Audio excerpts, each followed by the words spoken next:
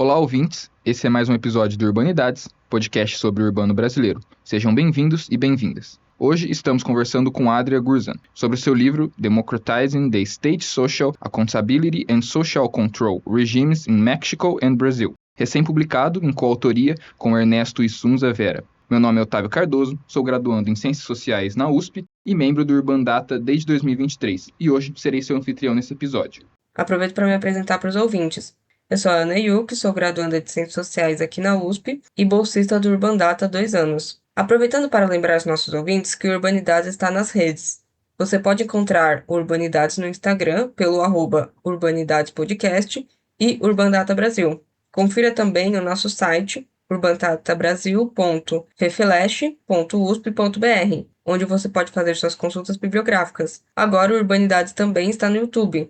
Temos a honra de receber, para essa conversa, Adrian Gurzan, coautor do livro tema do nosso episódio de hoje. Adrian é professor livre-docente do Departamento de Ciência Política da Faculdade de Filosofia, Letras e Ciências Humanas da Universidade de São Paulo, FEFELESH-USP, presidente do Centro Brasileiro de Análise e Planejamento, SEBRAP, vice-diretor do Centro de Pesquisa, Inovação e Difusão de Estudos da Metrópole, CEM, coordenador do Instituto Nacional de Ciência e Tecnologia, Transformações da Participação, do Associativismo e do Confronto Político, INCT Participa, e pesquisador do SEBRAP e do CEM. Tudo certo, professor?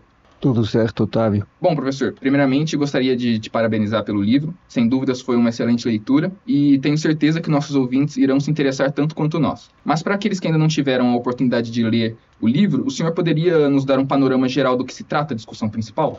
Claro, obrigado pelo convite, Otávio, obrigado, Urbanidades. Já tenho tido a oportunidade de estar aqui com vocês em mais 2 ocasiões, é sempre um prazer. O livro ele faz uma contribuição ao debate sobre a participação na América Latina, basicamente um debate que tradicionalmente se organizou pensando experiências específicas de participação. Então, dependendo do momento histórico, sempre há alguma experiência que merece mais atenção. Durante muitos anos, o orçamento participativo brasileiro foi uma experiência que ganhou enorme notabilidade no mundo, no Brasil e no mundo, e durante uma década, a instituição participativa mais pesquisada no Brasil. E depois vieram outras inovações, e o fato é que normalmente a literatura se dedica a estudar inovações específicas. Conselhos, conferências, compara algumas inovações com outras. O livro pretende contribuir para esse debate fazendo um argumento de natureza mais geral, procurando entender a configuração desse conjunto de instituições e por que esse conjunto de instituições de fato diferem em 2 contextos nacionais diferentes. Então a contribuição fundamental do livro é oferecer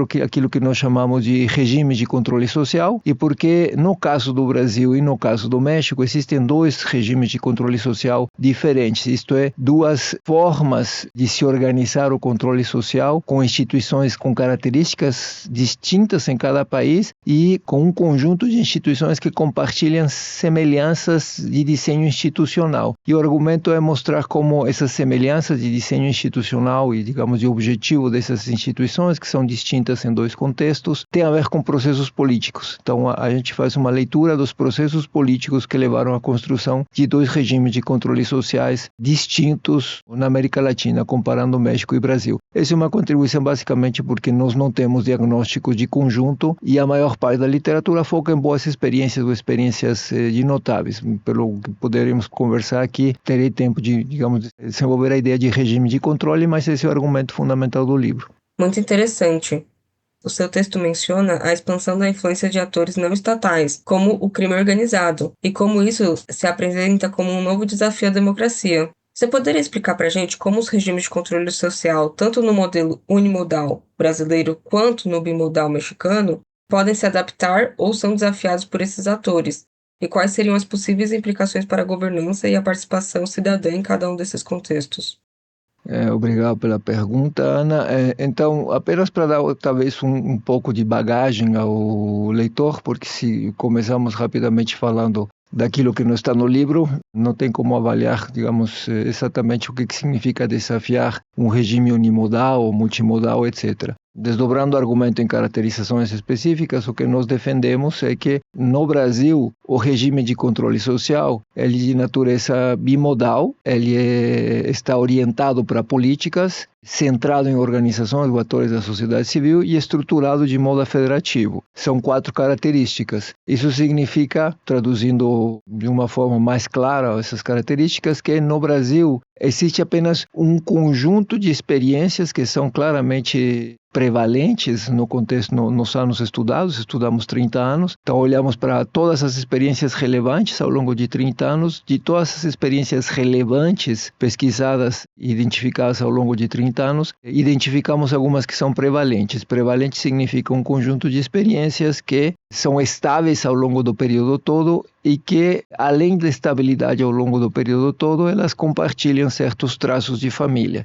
Ao compartilhar esses traços de família, elas definem um conjunto majoritário, digamos, predominante de experiências. Essas experiências, elas no caso do Brasil, por isso que é unimodal, elas todas compartilham as mesmas características, e essas características são, primeiro, elas estão orientadas para políticas públicas, isso significa que em outros contextos nacionais, experiências participativas, elas têm outras orientações possíveis, então é possível ter experiências participativas que favoreçam a participação individual de cidadãos, por exemplo, para fazer revocatória de mandato, iniciativa popular, etc. É possível ter outras experiências que favorecem, por exemplo, ou que favorecem o desenvolvimento comunitário, como acontece na Venezuela. Tem várias outras possíveis experiências. No caso do Brasil, essas experiências predominantes, conselhos, comitês de bacia hidrográfica, conferências, estão todas voltadas para propiciar incidência social em política pública. A ideia é que no processo de transição democrática no Brasil, a democratização do Estado foi entendida como ampliar a capacidade de incidência social sobre o desempenho do Estado, sobre a forma como o Estado funcionava. Então, a primeira característica é que são centradas em políticas públicas, que não é comum em outros contextos. A segunda é que o ator fundamental dessas experiências é a sociedade civil, isto é, atores organizados da sociedade civil. Como são atores organizados da sociedade civil, significa que essas experiências não estão orientadas para possibilitar ou permitir ou incentivar a participação de cidadãos. Uma parte das iniciativas participativas em outros lugares favorecem a participação de cidadãos. Essas aqui são todas iniciativas que basicamente concedem cadeiras a organizações da sociedade civil falando em nome de certos públicos, de certas demandas, de certos problemas para incidir na política pública. E finalmente, essas instituições, elas estão todas estruturadas seguindo a estrutura tripartite do federalismo brasileiro. Elas existem no nível municipal, no nível estadual e no nível federal, o que significa que tem uma enorme capilaridade, porque elas estão presentes, uma boa parte delas estão presentes nos 5.570 municípios do Brasil, ou envolvem participação num número muito elevado de municípios. Então, essa seria a ideia de um regime unimodal, um modo prevalente, digamos, de instituições participativas com essas 3 características. No caso do México,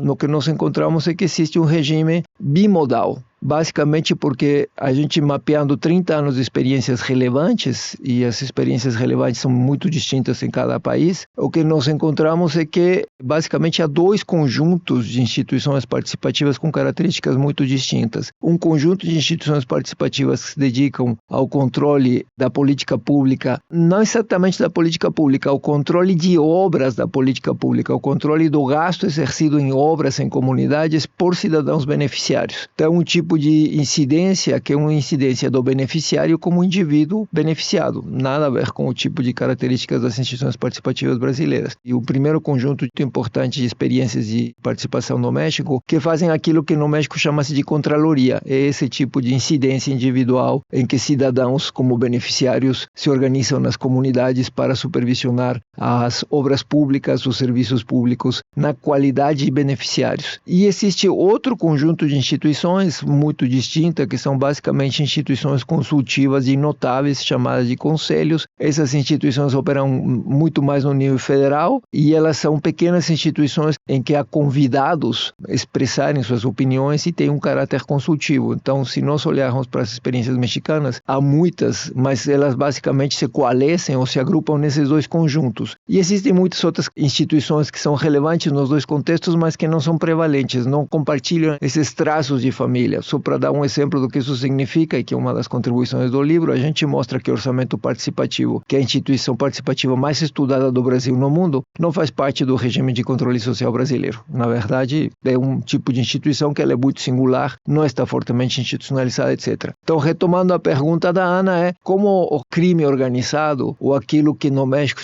se chama de poderes fáticos, ou na América Latina, uma boa parte dos países latino-americanos utilizam a ideia de poderes fáticos, os poderes reais, incidem na forma como essas instituições operam. Isso faz muito sentido no caso de países como Colômbia, faz muitíssimo sentido no caso de países como México, onde o crime organizado ou forma de organização, digamos, paralelas ao Estado, tem um enorme controle do território. No caso do México, especificamente o crime organizado, que ele cresceu através dos circuitos de mobilização de substâncias ilícitas para o mercado americano, depois começou a disputar o mercado nacional e depois diversificou, e então, na verdade, é muito mais do que narcotráfico, um conjunto de atividades ilícitas as mais diversas, organizadas por cartéis e disputadas por cartéis. Por que é importante colocar a questão dos poderes fáticos ou do crime? Nós colocamos isso como um desafio na introdução, por isso eu estava dizendo que não faz parte do conteúdo do livro, mas colocamos como um desafio de uma agenda de pesquisa futura, porque aquilo que nós entendemos que essas instituições são capazes de fazer não pode ser entendido à margem da forma como esse tipo de atores de fato acabam operando na política local. Então, uma parte dessas inovações tem muito poucas possibilidades de fazer coisas quando há poderes, digamos, que ficam ocultos, que ficam na penumbra, incidindo na forma como a política opera, incidindo na forma como as autoridades operam. Então, o desafio é como nós conseguimos trazer para dentro da ideia de regime de controle e da análise de regimes democráticos do ponto de vista mais geral, esses outros atores que nós normalmente não estudamos quando estudamos esses regimes, que é o crime organizado e que explicam, em alguma medida, uma parte das dinâmicas. Então, está ali mais como um desafio do que propriamente como uma resposta. Há já literatura especializada nisso, mas não há literatura especializada que procure conectar essas duas coisas para o tipo de processos que estamos examinando. Só coloco um exemplo, talvez para o ouvinte se mostrar claro como essas duas coisas coexistem, mas elas não são aproximadas do ponto de vista da produção de conhecimento. Quando a gente estuda no Brasil, por exemplo,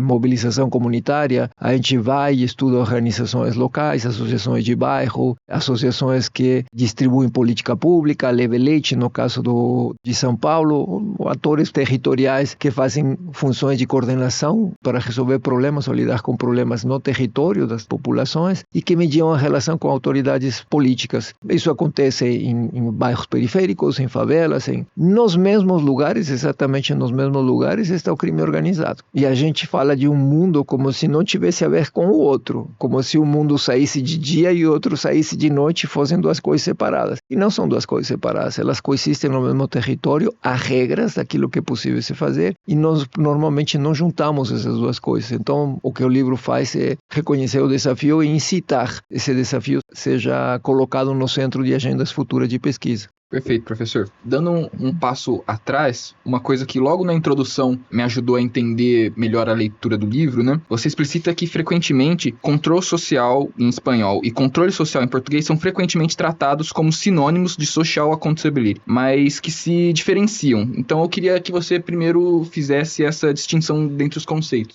Essa é uma questão importante, digamos, por alguns motivos. Tanto a ideia de controle social quanto a ideia de social accountability são oriundas da América Latina. Elas foram produzidas pelos mesmos processos históricos que a gente examina no caso do Brasil e do México, mas em escala maior. Então, a ideia de social accountability, ela é uma ideia que foi criada com base na obra do Guillermo O'Donnell por dois pesquisadores argentinos, Enrique Perusotti e Catalina Smulovitz, e o que eles queriam mostrar com a ideia de social accountability é que existiam outras formas pelas quais a sociedade poderia fazer com que as autoridades fossem responsivas às demandas sociais ou fossem responsabilizadas pelas demandas sociais. Então, held accountable ou fazer com que alguém seja responsabilizado pelas suas ações contém em inglês essas duas conotações, ser responsivo e ser responsabilizado. Essa literatura cresceu desenvolvendo alguns argumentos projetos que foram muito influentes, impulsionados por Guillermo O'Donnell, também um pesquisador de origem argentina, que veio para o Brasil, ficou muito tempo no Brasil, alguns anos no Brasil. Ele também fez pesquisa no Centro Brasileiro de Análise e Planejamento, no CEBRAP, e acabou indo para os Estados Unidos. É uma das figuras mais importantes para se pensar transições, da literatura de transições na América Latina. E no estudo das pós-transições, o Guillermo O'Donnell fez o seguinte: ele diagnosticou que na América Latina tínhamos transitado, digamos, para regimes pós-autoritários, mas existia um déficit nas nossas democracias, e esse déficit era uma coisa que ele chamava de accountability horizontal. Então, qual era o déficit de accountability horizontal? Ele dizia: existe normalmente uma forma em que as autoridades são chamadas a prestar contas, essa seríamos a tradução literal, ou seria chamadas a prestar contas, que é através do voto. E esse é um tipo de accountability, ou digamos de prestação de contas vertical. Ele está utilizando uma metáfora espacial. Essa é uma accountability vertical, porque conecta a cidadania, que dessa perspectiva, digamos, está na parte de baixo de uma representação vertical do poder, com as autoridades, os representantes eleitos, o governo, que estariam na parte superior de um esquema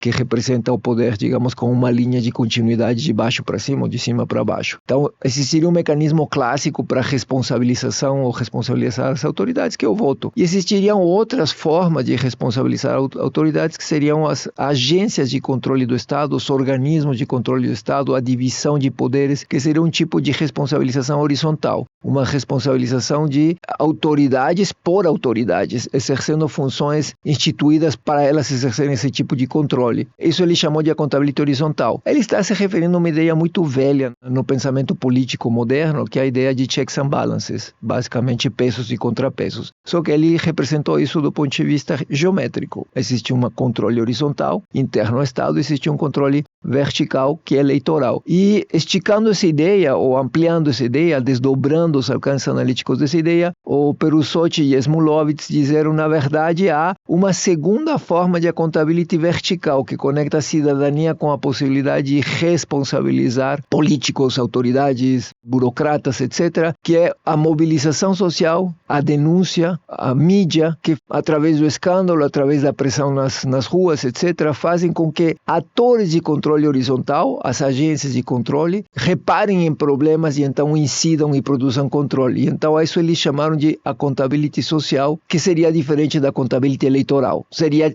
uma forma de accountability vertical, só que não seria eleitoral. Então, essa é a ideia. A ideia nasce da América Latina, porque o Guillermo O'Donnell está olhando para a América Latina. Ele é argentino, embora essa ideia tenha sido produzida em Notre Dame, na Universidade de Notre Dame, ou Notre Dame, porque na verdade é nos Estados Unidos. E a ideia é absorvida e desenvolvida na Argentina para pensar o contexto latino-americano. No entanto, essa ideia teve um enorme sucesso no hemisfério norte, porque ela deu uma forma de nomear para um vocabulário anglo-saxônico bem conhecido, que seria, digamos, a ideia de accountability. Nos países da América Latina, na época, não era conhecida, mas ela é parte do vocabulário comum dos Estados Unidos, do mundo anglo-saxônico. Deu a eles a possibilidade de nomear um certo tipo de função exercida por atores da sociedade civil. Então, a ideia é que agências de fomento e ajuda para o desenvolvimento poderiam investir recursos para fomentar uma coisa que passou a ser chamada de accountability social, ou social accountability. E social accountability se tornou num âmbito da cooperação internacional, com projetos bem financiados, se tornou uma espécie de parceria global pela accountability, pela transparência, e se tornou um âmbito muito potente do ponto de vista de promover efeitos políticos. Curiosamente, essa ideia volta para a América Latina e ela é recebida de forma negativa pelos atores sociais. Por que ela é recebida de forma negativa pelos atores sociais? Porque, embora tenha saído da América Latina, quando ela volta na linguagem dos atores especializados, na linguagem ou na boca dos experts, na boca, digamos, do que seria uma espécie de reforma técnica do Estado ou reforma gerencialista do Estado. E para os atores sociais, isso tem uma conotação demasiadamente técnica. Curiosamente, os atores sociais, ou digamos, do ponto de vista histórico, os atores sociais pensam que isso é muito limitante do ponto de vista daquilo que eles esperam que a participação possa entregar para eles. Então, é como se atores sociais dissessem na América Latina: a participação social não é para fazer com que as autoridades prestem contas. Prestação de contas é uma coisa básica que elas têm que fazer. Nós queremos é controle social. E controle social, ela tem um diapasão muito mais amplo controle social supõe a possibilidade de fato deliberar e decidir, de fato fazer cogestão, administrar. E uma boa parte das experiências participativas na América Latina, nesse sentido, abarcam um conjunto de atividades muito mais amplo que a ideia de social accountability. Só que é um problema porque quando a gente fala em controle social na América Latina, isso é já mais ou menos entendido, dependendo da disciplina, porque o controle social tendia a ser entendido como o controle da população pelo Estado, em sentido Foucaultiano quase, né? Então, o controle da sociedade. Mas é uma categoria nativa, na verdade, a literatura incorpora isso porque vê que os atores estão se referindo às funções que eles exercem com a ideia de controle social, com uma ideia, digamos, mais exigente, mais demandante de controle social, que de fato responde a um conjunto de atividades mais diversas. Então aí o desafio é procurar mostrar para os leitores anglo-saxônicos, esse livro foi publicado em inglês e circula ou circulará em circuitos do hemisfério norte, que existe uma coisa diferente que nós chamamos de controle social que não corresponde com a ideia de social accountability e que não é bom traduzir porque produzimos ruídos. Não é bom dizer controle social, vou traduzir para social accountability. Nós queríamos fazer isso e não funciona, porque as pessoas entendem outra coisa. Na verdade, nós temos um tipo de participação que ela é muito mais possante, ela é muito mais potente do ponto de vista daquilo que ela foi capaz de produzir. Ela foi capaz de produzir cogestão, foi capaz de produzir regulação, foi capaz de produzir, e os atores sociais queriam isso e queriam mais. Eles queriam fazer algum tipo de participação, digamos, quase vinculante. Nós decidimos se vocês implementam. Obviamente que isso não ia acontecer em momento algum, mas trata-se de uma participação, digamos, com um escopo mais robusto. Então, essas são as diferenças, e o que fazemos ao longo do livro é manter ambos os termos, até mostrar para o leitor por que a ideia de controle social, ela de fato merece ficar como um conceito distinto, e ele se familiariza e fica só com a ideia de controle social quando a gente vai tratar os casos latino-americanos. Perfeito, professor.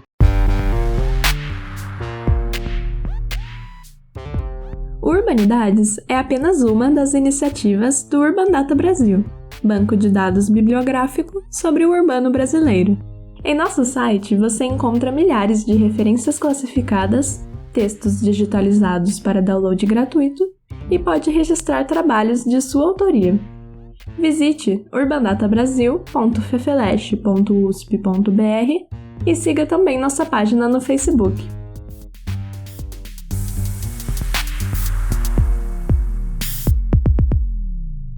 Para a próxima pergunta, gostaria de comentar sobre o seu livro.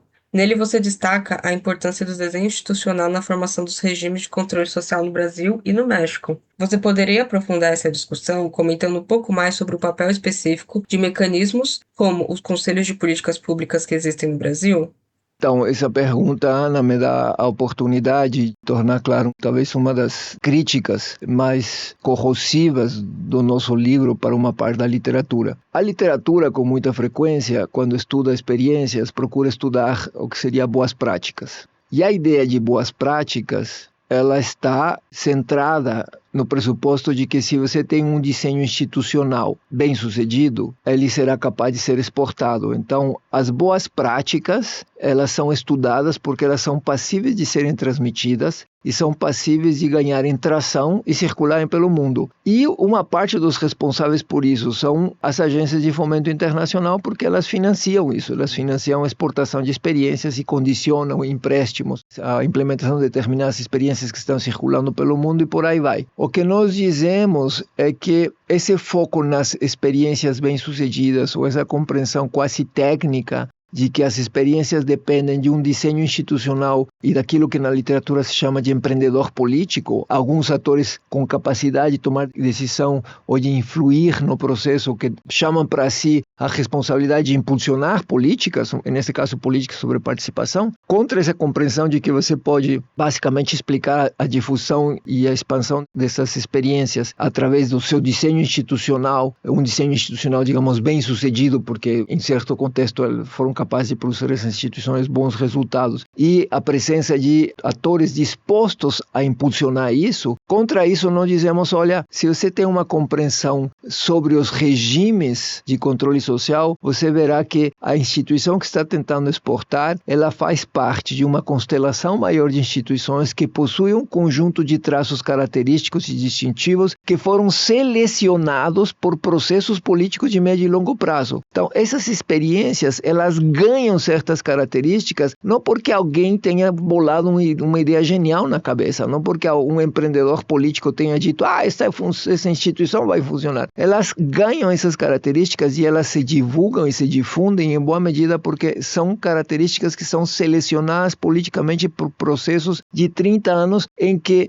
essas características são funcionais, são, digamos, politicamente viáveis do ponto de vista das características da sociedade civil, da relação da sociedade civil com o sistema político, com os partidos políticos e com o Estado. Então, produzem-se bichos, digamos, imagina um processo de seleção natural. Você produz populações de animais muito diferentes. E essas populações de animais muito diferentes, elas têm que ser entendidas como populações de animais. Logo, não adianta exportar uma zebra. O que a gente está dizendo é o desenho institucional, embora seja bom ter desenhos institucionais claros na cabeça, o desenho institucional não pode ser a forma privilegiada pela qual a gente entenda essas instituições, porque perdemos de vista o que a gente quer mostrar, que perdemos de vista os processos históricos que explicam por que certos desenhos institucionais funcionam em certos contextos e por que esses desenhos eles têm variações múltiplas em certos contextos e em outros estão totalmente ausentes. Isso tem a ver exatamente com esses processos que a gente está mostrando. Então, o nosso argumento, digamos, não é um argumento que visa desincentivar a inovação, dizendo você não deve ficar por aí exportando casos exemplares, ou isso não faz sentido, mas procura persuadir o leitor de que abordagens centradas em boas experiências, em desenhos institucionais passíveis de serem exportados, na persuasão de promotores ou de empreendedores políticos capazes de levar essas ideias à frente, perde de vista algumas das questões mais fundamentais para entender as características dessas instituições. E, em boa medida, essas características são as que condicionam que certas inovações possam ser ou não apropriadas em determinados contextos e venham a funcionar ou não. E como elas vão vir a funcionar. Então, basicamente, isso que a gente quer mostrar. No texto, você sugere que elementos do regime bimodal mexicano, como a fiscalização de beneficiários e as consultas em massa, poderiam contribuir para uma reforma participativa de um regime como o do Brasil. Você poderia falar sobre como essa mistura dos modelos poderia funcionar na prática e quais os desafios seriam esperados na sua implementação?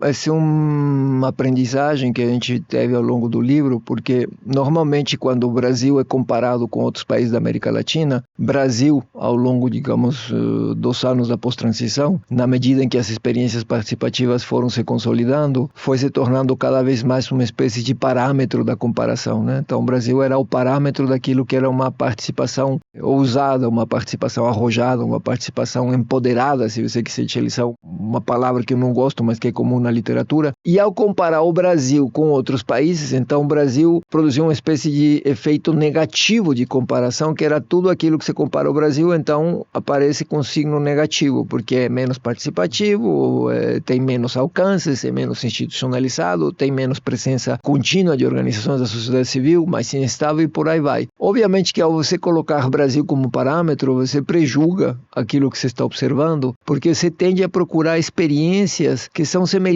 às experiências brasileiras. Então, se as experiências que eu quero comparar são conferências, conselhos, comitês ou orçamento participativo que não está no regime de controle social, eu vou procurar em outros lugares como ocorre a participação no orçamento. Como ocorre a participação nas políticas públicas? E quem diz que a participação tem que ocorrer ali? Quem diz é sua expectativa que está orientada pela seleção de casos porque você coloca o Brasil na frente. E nós próprios caímos várias vezes nessa armadilha e fomos vítimas dessa lógica comparativa que produz uma espécie de inferiorização dos casos comparados. O que nós dizemos é, e se ao invés disso nós nos perguntarmos, não o que há no México que possa ser comparado com essas experiências importantes no Brasil, mas o que há no México que seja localmente relevante? O que há no Brasil que seja localmente relevante? E o que há na Indonésia, o que há na Bolívia, o que há em qualquer outro lugar que seja localmente relevante? E localmente relevante significa que você, em princípio, abre mão da possibilidade de que essas coisas sejam iguais. Mas, ao fazer isso, você permite que a variação que é localmente relevante emerja. E quando você compara, você diz, bom, aqui há outras instituições que a gente não tinha comparado. E elas são importantes. E E então, ao invés de você dizer não tem, você tem que se perguntar outra coisa. Você tem que se perguntar por que essas instituições têm essas características que não foram desenvolvidas no Brasil e vice-versa. Então, o caso do México tem instituições de fiscalização. Essas instituições de fiscalização são aquilo que eu chamo de comitês de contraloria, que são dezenas de milhares de pequenos comitês de contraloria que supervisionam do gasto na escola até construção de infraestrutura básica de saneamento ou de pontes ou de estradas nas municipalidades, nas localidades, regiões de nível submunicipal, em que a comunidade vai lá e avalia. Isso seria o controle pelo cidadão como beneficiário de uma política. O Brasil, que é considerado um laboratório de dimensões continentais, com capacidade de exportar modelos para o mundo todo, não tem experiência de participação individual de controle da política. Não temos. Então, quando a gente compara regimes, a comparação produz efeitos de indagação nos dois sentidos. Ao invés de produzir esse efeito em que o Brasil é o parâmetro e inferioriza tudo, nos obriga a mostrar que no Brasil há, digamos, déficits ou há lacunas. E isso é interessante porque tem muito a ver com sociologia política, porque os processos de construção política, eles são seletivos, as energias políticas se investem para construir certas alternativas, e uma vez que essas alternativas vão se consolidando, elas ganham feições permanentes e elas se tornam estruturais. Não se tornam estruturais porque elas fossem ser definitivas ou permanentes de antemão, mas porque foram as que foram politicamente selecionadas ao longo do tempo, foram se fixando, ao se fixar, condicionaram novos desenvolvimentos e acabaram produzindo um conjunto de instituições participativas semelhantes, um regime de controle social. E ele se torna estrutural e se torna permanente. Ao fazer isso, desincentiva a participação e inovação em outras áreas. Então, nós temos uma legislação muito, muito limitada sobre democracia direta, muito limitada sobre, por exemplo, iniciativa popular, muito limitada sobre revocatório de mandato, que não temos nada, muito limitada sobre plebiscito, muito comparado não com a Dinamarca, comparado com outros países da América Latina, comparado com a Colômbia, comparado com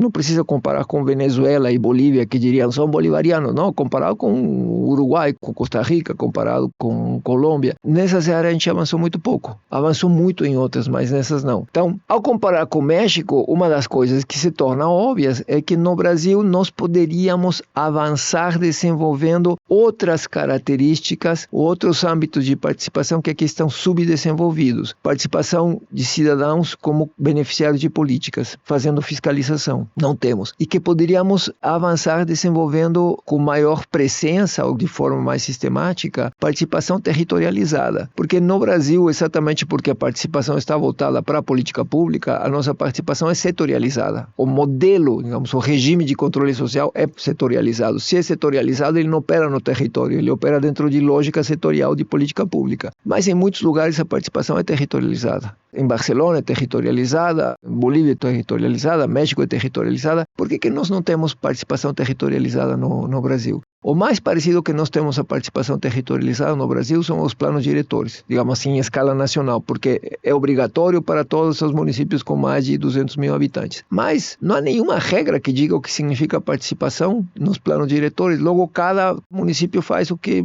imagina que seja participação. Terceirizam o assunto para ONGs e uma ONG faz uma assembleia, outros fazem consulta, outros fazem uma consulta online, e isso que é participação. Então, nós teríamos muito para avançar no que seria a territorialização da participação. E isso, de fato, faz parte do diagnóstico do governo Lula hoje, que quer avançar territorializando a participação. Então, essa seria a resposta de por que isso é importante e como isso se complementa. Bom, levaria a ampliar a participação para terrenos em que ela não existe, significa, basicamente, levaria a que outros interesses que são pouco escutados passem a serem escutados para além dos setores, passem a ser escutados, por exemplo, ali onde eles são afetados diretamente no território, a serem escutados aí onde eles recebem o serviço público. Então, seria isso. Há desafios em relação a isso, porque os regimes condicionam aquilo que é possível e não é possível. Mas é óbvio que quando a gente compara, a gente diz, olha, temos algumas lacunas. E ao invés de nós pensarmos como um laboratório de dimensões colossais que temos uma democracia participativa robusta, podemos pensar, olha, temos um sobredesenvolvimento em certas áreas e um subdesenvolvimento em outras. Poderíamos avançar em modelos que ajudassem a expandir. Curiosamente, se você olhar para o governo Lula tem se avançado pouco na inovação, porque obviamente é mais fácil você pegar aquilo que já funciona e recauchutar ou recriar e colocar de novo para funcionar. Tem se avançado muito na área de inovação digital e em algumas outras coisas, mas do ponto de vista mais geral não tem se territorializado ainda, não tem se conseguido avançar nessa direção.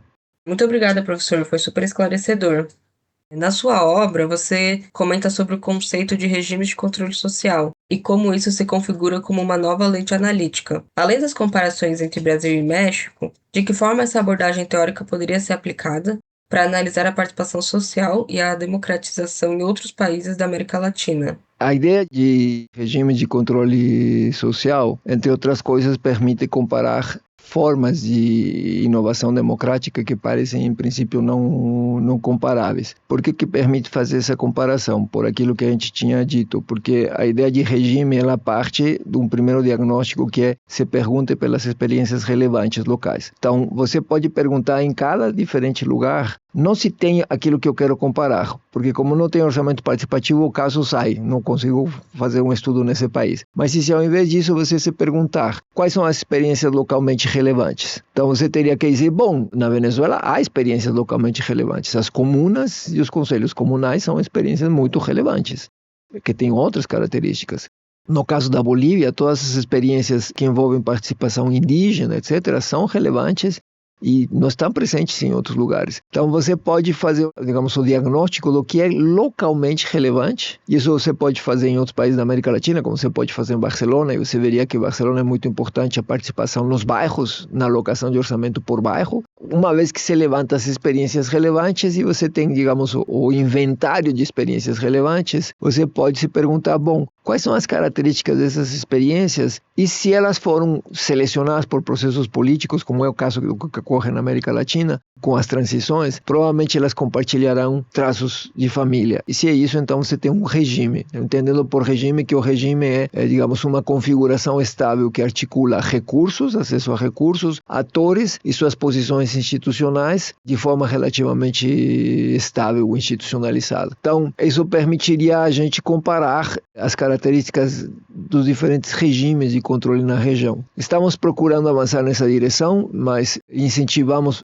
um primeiro exercício nesse sentido, organizando uma mesa na LASA em São Francisco este ano e convocamos colegas da Argentina, da Colômbia e da Venezuela para discutir conosco a ideia de regimes. E eles fizeram exercícios semelhantes em Colômbia. Foi muito interessante porque, de fato, eles foram capazes de, digamos, produzir outros diagnósticos diferentes que mostram como os países produzem constelações de instituições participativas com características distintas. Talvez a ideia de regime tenha dificuldade de viajar para fazer diagnósticos em contextos em que nós não temos processos de seleção política acelerados por eventos, digamos, dramáticos. Isto talvez seja difícil se você tentar aplicar isso na Europa, em que talvez você tenha mais algumas experiências de inovação que viajam por mecanismos mais tradicionais da literatura de difusão. Então, o orçamento participativo, por exemplo, se difundiu, mas aí é um pouco de mecanismos tradicionais de divulgação, difusão de políticas. Agora, os mini-públicos estão, digamos, rolando às soltas na Europa, é uma grande febre na Europa. Mas não tem um processo político em si que unifique isso. Você tem promotores, você tem uma coisa mais parecida com aquilo que a literatura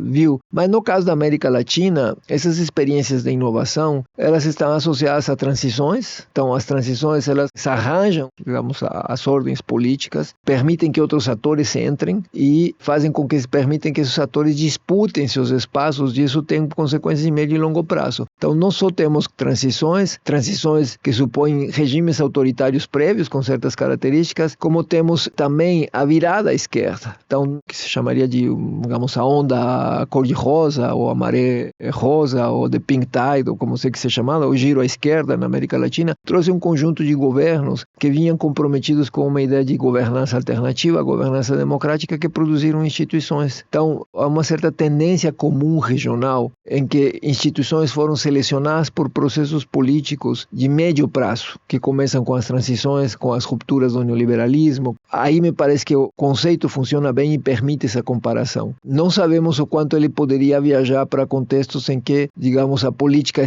opera num regime mais normalizado e frio nos últimos 20 ou 30 anos, se você tem alguma inovação aqui e outra ali, e que talvez você tenha dificuldade de pensar isso como, digamos, multiplicação de instituições participativas selecionadas por processos políticos. Mas no caso da América Latina funciona e permite essa comparação que você, Ana, está sugerindo que é possível em si, e esperamos que ela seja produzida nos próximos trabalhos de uma rede de pesquisadores com a qual a gente está colaborando. O papo tá ótimo, né? Mas infelizmente estamos caminhando para o final do nosso episódio com a nossa última pergunta. Bom, como pensar na caracterização dos regimes de controle social podem nos ajudar a pensar sobre a democracia?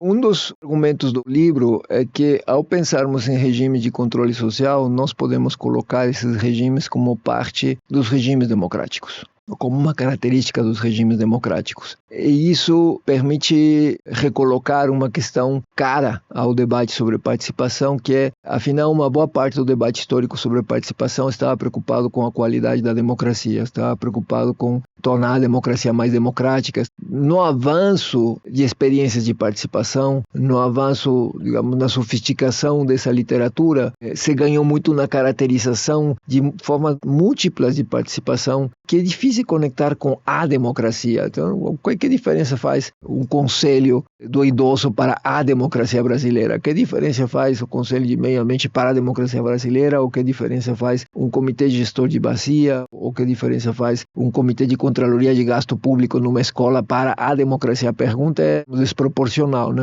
Você basicamente está comparando alguma coisa de escala macro, geral, com processos de agregação social macro, com experiências pontuais ou com experiências que, mesmo disseminadas, elas estão operando numa escala muito menor. E conectar essas coisas em mediações normalmente produz uma espécie de leitura ingênua, né? Como se você está disputando a democracia porque você tem orçamento participativo. É bom ter orçamento participativo, pode aumentar a qualidade do gasto, melhora a política, aumenta a participação dos cidadãos, produz efeitos pedagógicos, tem vários motivos pelos quais isso pode ser ótimo, mas você dificilmente poderia dizer que aí você está disputando a democracia. Então, se ao invés de fazer isso, de olhar para a experiência, você pensa em regimes de controle social, então você pode pensar que a democracia basicamente tem um conjunto de controles democráticos. Então, na democracia nós temos controles democráticos de natureza horizontal, ou burocrática, ou legal, que é o conjunto de poderes investidos de faculdades para controlar autoridades. Nós não podemos ter um regime democrático sem que isso exista, mas o regime democrático não se restringe a isso. Precisa ter outras coisas, mas dificilmente você poderia caracterizar um país como democrático sem divisão de poderes, ou sem um conjunto muito grande de organismos que têm surgido para produzir efeitos de controle social horizontal, que não é mais a velha divisão de poderes entre executivo, legislativo e judiciário. Você tem agências diversas de controle, de disponibilização de informação.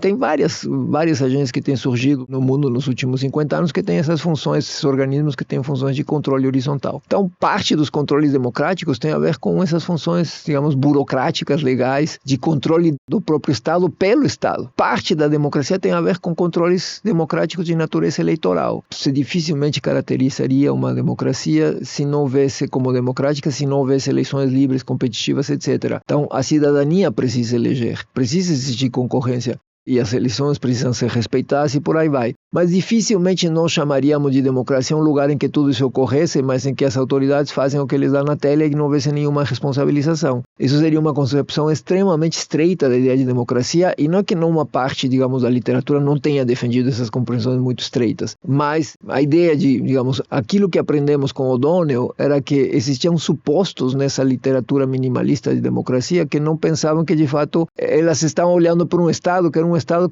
de direito que funcionava. Se você tirar a ideia de Estado de Direito, a democracia não faz sentido. Mesmo que tenha voto e mesmo que tenha eleições e que os votos sejam contados, precisa ter Estado de Direito. Para ter Estado de Direito, precisa existir responsabilização pública de autoridades. E existiria aí a possibilidade de pensar os regimes de controle social, que seria uma camada extra de controles democráticos, em que a democracia pode ser também pensada pela forma como uma nova camada de instituições muito diversas contribui ao controle daquilo que o Estado faz. Então seria a democratização do Estado, digamos, daquilo que o Estado faz, da política pública, contribui estimular que outras agências de controlem o Estado, e isso seria a ideia de introduzir os regimes de controle social como parte dos controles democráticos não eleitorais, mas que fazem parte do sistema de controles democráticos. Se a gente fizer isso, a gente consegue colocar, digamos, no quadro da democracia, a participação social em escala macro, mas teríamos que pensar isso pelas características do regime, não por uma experiência, mas o que o regime de controle social permite num determinado contexto e como isso afeta a forma como opera o Estado. Então, isso seria, digamos, uma outra agência, uma outra agenda de trabalho, mas isso levaria a que nós tivéssemos que pensar, então, se quiséssemos caracterizar as democracias a partir da ideia de controles democráticos, nós tivéssemos que pensar numa caracterização que considerasse as características da contabilidade eleitoral ou do tipo de regime eleitoral, as características dos regimes de controle horizontal e as características dos regimes de controle social. E produzíssemos diagnósticos que levassem em consideração essas três coisas. E teríamos caracterizações muito distintas de como nós entendemos normalmente a democracia. E se você aplica isso a contextos como o norte-americano hoje, você verá que faz uma diferença enorme. Então, essa seria a forma como nós nos propomos a reintroduzir a ideia de participação no debate do qual ela emergiu, né? Como o debate crítico, que é como a gente faz para manter democráticos poderes que são democraticamente eleitos e que, no entanto, podem se tornar despóticos ou podem se tornar não responsivos à cidadania. Então é preciso trazer mecanismos e fazer com que esses poderes democraticamente eleitos se tornem permanentemente democráticos ou permanentemente controlados ao longo da sua atuação. E por isso a ideia de controles democráticos faz muito sentido, tanto de natureza burocrática como de natureza vertical social ou participação social, né? Bom, chegamos ao fim de mais um episódio do Urbanidades. Foi um prazer ter você conosco, professor. Obrigado por ter topado o papo. Bom, agradeço o convite, Otávio, agradeço o convite, Ana. É sempre um prazer estar aqui. E convido os leitores a olharem o livro, pelo menos o capítulo introdutório, na minha página Academia Edu. Por hora o livro está disponível em inglês, mas é muito caro, mas o próximo ano será editado em espanhol e em português e circulará em versão que será passível de ser adquirida por pessoas com pelo menos algum dinheiro no bolso, porque em libras é impossível. Obrigado a Ana por ter dividido a bancada comigo. Gostaria de agradecer a oportunidade de participar da bancada desse episódio. Agradecer também ao Otávio, que esteve aqui ao meu lado, e agradecer também aos ouvintes que nos acompanharam até aqui. Não esqueçam de nos seguir nas redes sociais para acompanhar sobre as novidades e os novos episódios. Quem está nos ouvindo pelo Spotify, não se esqueça de deixar o seu comentário sobre o episódio na caixinha de comentários e até o próximo episódio.